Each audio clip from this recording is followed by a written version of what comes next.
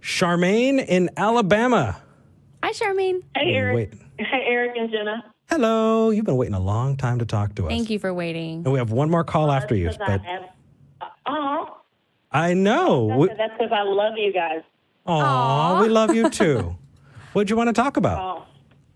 Okay, well, I'm freshly deconverted as of like 6 months ago. Oh, my God, welcome. you're with me. I love it. No, but all of my friends, all of my family, including my husband, they're still theists. And I've been trying to, I'm sorry, I'm emotional. Yeah. I've been trying to come out to my husband, and he just kind of shrugs off, like I'll ask a question, and I try not to start off with, hey, babe, I don't believe anymore.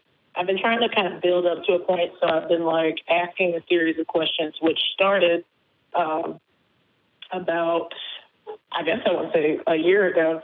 Started asking them simple questions, like I'll ask them a question a week and just be like, hey, on what grounds would you divorce me? Or on what grounds would you not love me anymore? Mm-hmm. On what grounds, these kinds of things.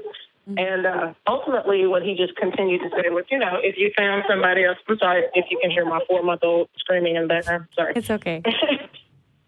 Anyway, but I was just saying, hey, buddy, on what grounds would you not think that I was, that you wouldn't be with me anymore? And, every time it's just, oh, well, if you found somebody else to be with, then that would be it. And I was like, okay. So I've been trying to build up courage, but at this point, we're both involved in the church, because even though I'm an atheist, I haven't been able to just be like, okay, I stop everything. Yeah. I stepped down from my teaching position last year. I was teaching world religions and cults. And I think about 3 years ago, I started asking questions that I would be teaching about in cult class and in world religion class. And I got tired of people slamming other people's beliefs. And I started asking my own self what I believe in. So anyway, this is how I got deconverted. But I've just been kind of just like, I don't know how long I can keep up the charade, because I find that now in services, when we're there and we're singing, like I can't, I used to just be very, very emotionally evocative, so it didn't matter if I believed it or not. Mm-hmm. I just was like, oh, I really love the song, so I can cry. Or, oh, I really love this music, so I can dance. Mm-hmm. And now it's getting to the point where I can't do those things, and I just kind of find myself staring blankly. And then my husband sat next to me in a service recently, and the pastor in Spanish was like, hey, lift your hands and say Jesus is Lord. And I stood there, and he was like, did you hear what he said? And I tried to pretend that I didn't understand or that the translation was lacking, but he knew that I understood what it meant in Spanish. And so he just kind of looked at me and he was like, what's wrong with you? Are you okay? And I was just like, we'll talk later. So I'm going to see if I can understand what's going on real quick, if that's okay with you. Yeah, good. So you are fully deconverted? Yes.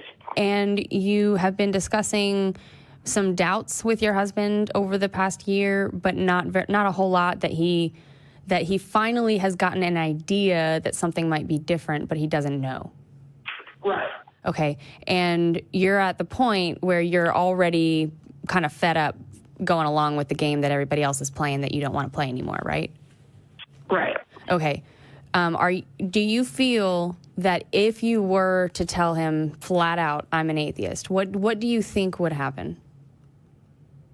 Well, I was going to say, because he's heavily influenced by his leaders, I don't know, because he has a really loving leader that actually used to be, I forget what you call it, but anyway, he used to totally worship the energy. But he was, converted to Christianity. And so he's real compassionate. And he, is the one that encouraged my husband to not go into our marriage being macho and stuff like that. So he has a lot of weight with my husband, as far as what he thinks or how he responds to things. But I personally don't know how my husband will respond with just us talking. Okay.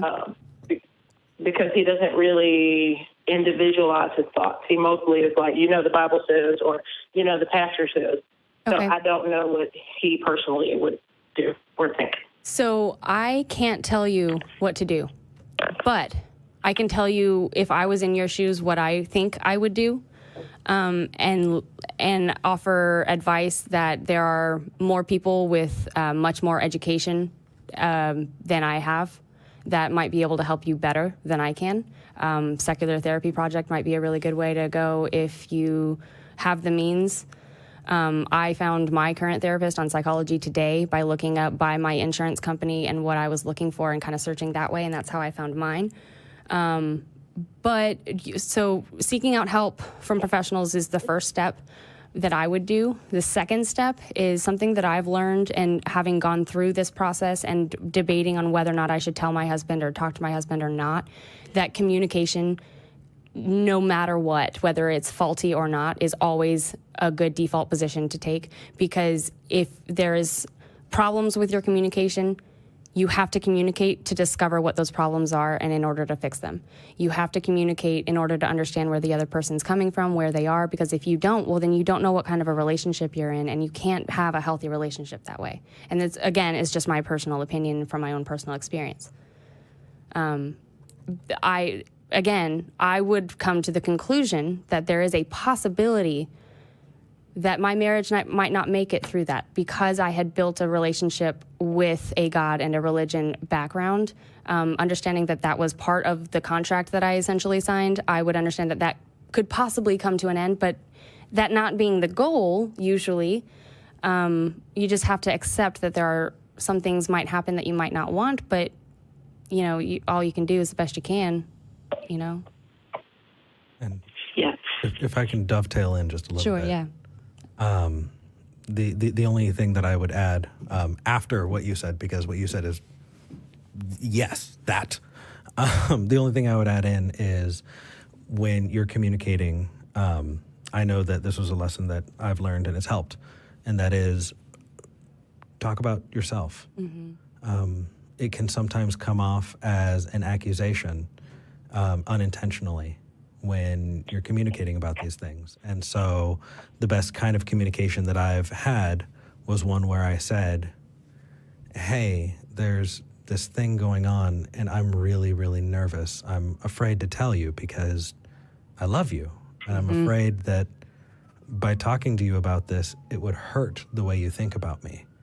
But it's important that I talk to you because I love you. Right. And so It's important to me to understand where you're coming from because I love you. yeah. Or And so- for you, yeah. Right. It's just to say that. And so when you start there, instead of saying, I am an atheist, deal with it, because a lot of people have baggage with it. They think atheist means all of these other things. They think atheist means, you hate God, you worship the devil, you go out and you perform abortions every week, and you go out and you whatever, all of these different things. And a lot of people read that as, I don't want to have a relationship with you anymore. And That can hurt. prefacing it and saying, hey, I care about you, and I'm afraid to tell you, to talk about this because I love you. Letting him know that you're still the person who loves him. You're still you. And that you're telling them because you love them.